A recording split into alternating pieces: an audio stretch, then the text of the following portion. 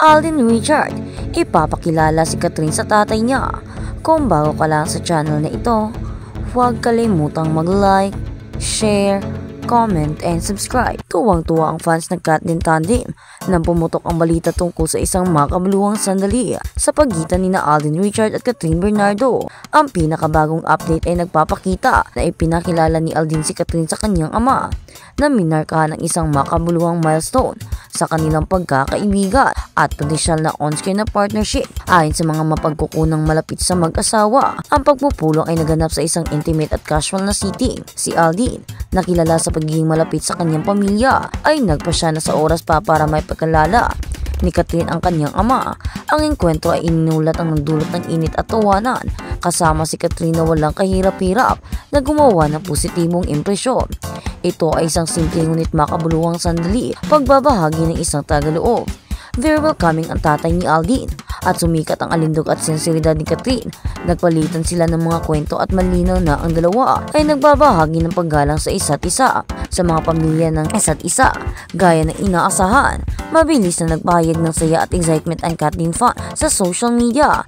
Ang mga hashtag tulad ng Kathleen Forever at Catherine meets Aldenstad ay nagsimulang mag-trending sa ilang sandali matapos lumabas ang balita. Maraming tagahanga ang nag-iisip kung ito ay maaaring nagpahiwatig ng pagpapalalim ng kanilang koneksyon sa kabila ng kanilang mga profesional na pakikipagtulungan. Sobrang saya ko nang makita ko sina Alden at Catherine na gumawa ng ganitong hakbang. They have such a great chemistry on and off screen, tweeted one fan.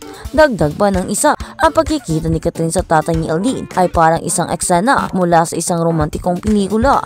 Kathleen is real, gamat ang pagpupulong ay nagdulot ng maraming haka-haka tungkol sa kanilang personal na buhay. Parehong nananatiling professional at grounded sina Alden at Catherine. Paulit-ulit na ipinahayag ng dalawa ang kanilang paghanga sa isa't isa kabilang mga artista.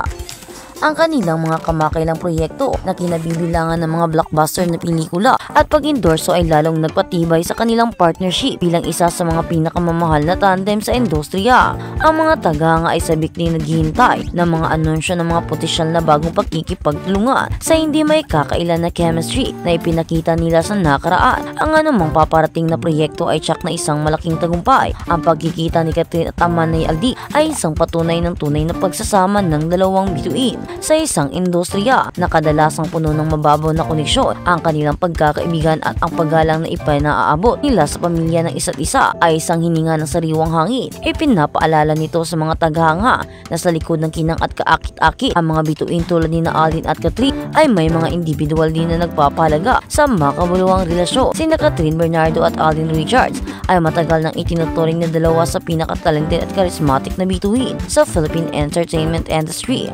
Nagsimula ang kanilang pagpapares na tinawag na Kathleen ng mga tagahanga sa kanilang unang proyekto na magkasama at mula noon ay naging isa sa mga pinag-uusapang tandem. Ang kanilang kakayahang ilabas ang pinakamahusay sa isa't isa, parehong on-screen at sa totoong buhay, ay isang mahalagang kadahilanan sa kanilang matatag na katanyagan. At sa kabilang balita, Alden Richard iniintigang 1 million lang ang ambag sa movie kay Catherine Bernardo. Birthday ni Alden Richard ngayong araw at sa ibang bansa niya isi-celebrate ang kanyang 33rd birthday with his family. Ayon sa mga fan ng aktor, kahapon lang sila lumipad for his yearly birthday vacation at nakapag-celebrate pa ng New Year sa bahay nila sa Santa Rosa, Laguna with his relatives and childhood friends. Hindi na napuntahan ni Alden ang Jamie New Year countdown na ilang taon din namang hinuhost niya. Tama lang na iba naman ang maging frontliner ng NYC. And for 2024 nga, si Roro Madrid ang naging frontliner.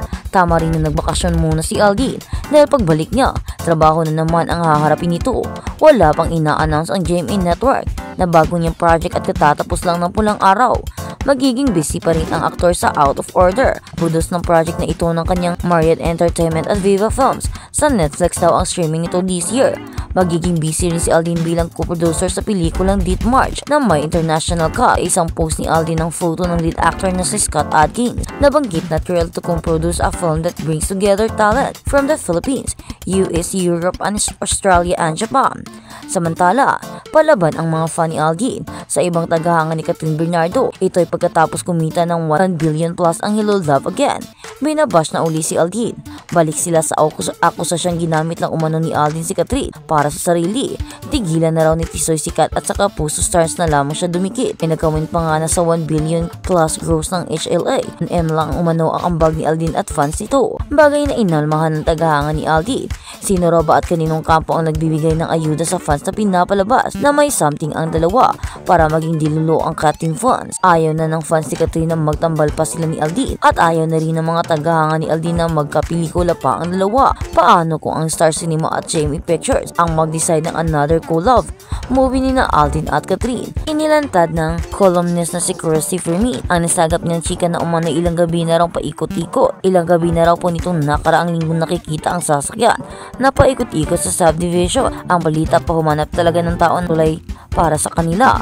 Ani Christie, pwede naman daw itangging kinumpirmahin o didmahin na lang na ang mga pangyayaring ito. Ika nga ng marami, tila daw may mga hindi pagkakaintindihan ang dalawa dahil bakit daw paikot-ikot lamang sa bahay ni na Catherine ang sasakyan ni Aldin? Bakit daw ganoon? Pwede naman daw siyang pumunta kay na Catherine or pwede naman siyang mag-doorbell or pumasok dahil naman welcome naman siya sa bahay ni na Catherine, lalo na't friends sila ng Mimin. Kaya ang tanong ng marami, tila nga daw may mga hindi pagkakaintindihan si na Catherine at Aldin dahil kung bakit ganito ang naging reaksyon na tila ba nagdadalawang isip o walang balak pumasok si Aldin na tila ba natatakot ito or kung ano. Baka nga ika ng marami, yun nga, mayalitan ang dalawa na hindi masabi-sabi o hindi mapuntahan ni Aldin si Catherine dahil siguro natatakot siya na baka ano ang magiging reaksyon.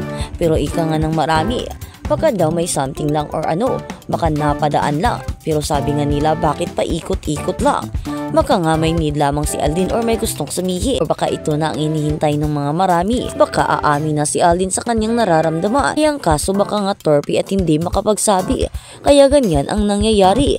Hanggang paikot-ikot na lang. Hanggang sa makadecide ko nga amin ba o hindi ang ating Aldin Richard na si Tisoy. Ano kaya ang susunod na magiging malita? Ano kaya ang susunod na magiging ganap? Babalik na nga ba sa daan or patuloy sa paikot-ikot? Or baka papasok na siya sa loob ni na Catherine? Ano kaya ang magiging desisyon ni Aldin? Kasama si Catherine na walang kahirap-hirap na gumawa ng positibong impresyon.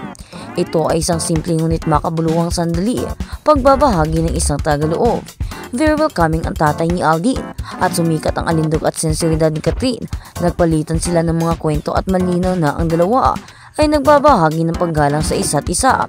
Sa mga pamilya ng isa, gaya ng inaasahan, mabilis na nagpahayag ng saya at excitement ang Katin fans sa social media. Sa ilang sandali matapos lumabas ang balita, maraming tagahanga ang nag-iisip kung ito ay maaaring nagpahiwatig ng pagpapalalim ng kanilang koneksyon sa kabila ng kanilang mga profesional na pakikipagtulungan. Sobrang